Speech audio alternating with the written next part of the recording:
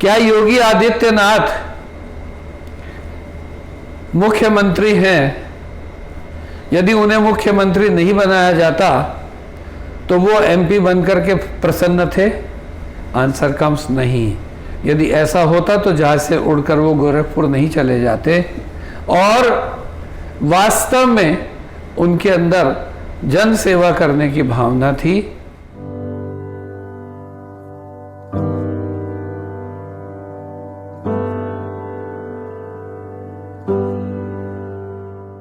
हम हिंदू बनेंगे न मुसलमान बनेंगे, इंसान की औलाद है इंसान बनेंगे।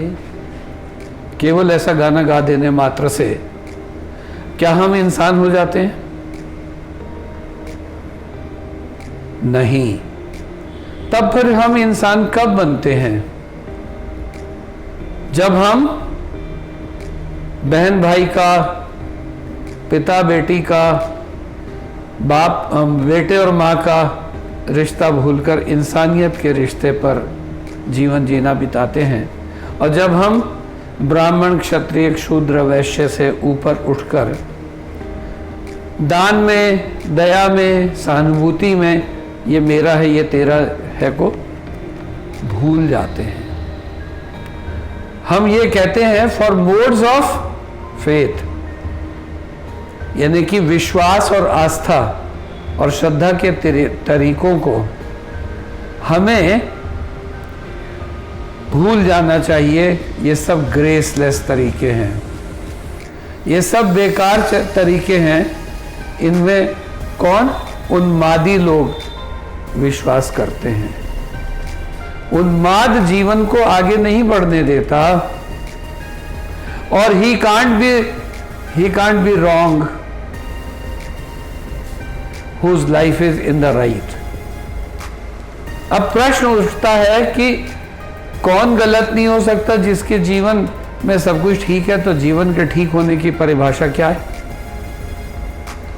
जीवन के ठीक होने की परिभाषा है कि हम किसी को मनी से, हम किसी को उसके साधुत्व से, हम किसी को उसके जाति पंथ से न तोलें, बल्कि सभी के लिए हम समान हों।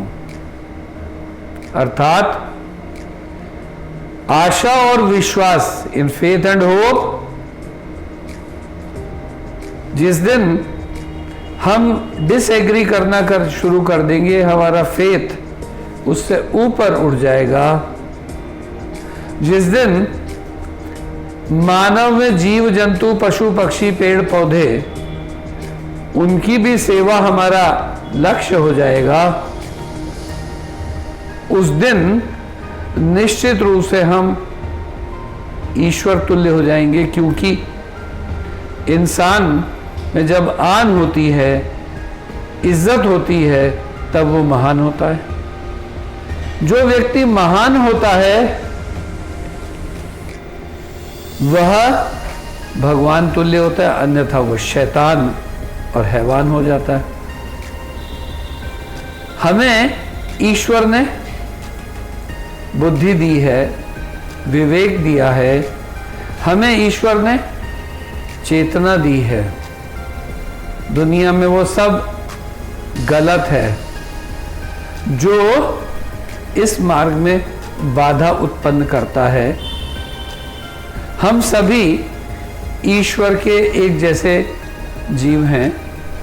इसलिए अगर हम राजनीति से ऊपर उठ जाएं, अगर हम अपनी ईगो से ऊपर उठ जाएं, अगर हमारा उद्देश्य मानवता की सेवा हो, तो फिर हम अच्छे से सरकार भी चला पाएंगे। अन्यथा for forms of government let fools contest whatever is best is administered is best. चाहे जो भी हो, सरकार बीजेपी की हो या कांग्रेस की, इससे उद्देश्य ब्यूरोक्रेट्स का नहीं होना चाहिए। यह उद्देश्य आर्मी का नहीं होना चाहिए। यह उद्देश्य सिटीजन्स का नहीं होना चाहिए कि सरकार किसकी है, शासन किसका है, नियम और संविधान कौन से हैं। आवश्यकता आविष्कार की जननी होती है। अर्थात हम सरल भाषा में ये कह सकते हैं कि जिन लोगों में ख्याति प्राप्त करने की, कीर्ति प्राप्त करने की और शासन में, सत्ता में बने रहने की इच्छा होती है, यदि शासन उन्हें एक बार छू जाता है तो वो पिपासा बढ़ती चली जाती है। क्या 70 साल में चाहेंगे हमारे प्रधानमंत्री कि अगली बार प्रधानमंत्री कोई और होगा? जैसे ये लोग कहते हैं कि हमारे यहाँ हर बार अध्यक्ष अलग होता है। यदि ऐसा होता तो दूसरी बार गद्दी के लिए प्रधानमंत्री जी प्रयास नहीं करते। क्या योगी आदित्यनाथ मुख्यमंत्री हैं? यदि उन्हें मुख्यमंत्री नहीं बनाया जाता तो वो एमपी बनकर के प्रसन्न थे? आंसर कम्स नहीं। यदि ऐसा होता तो जहाज से उड़कर वो गोरखपुर नहीं चले जाते।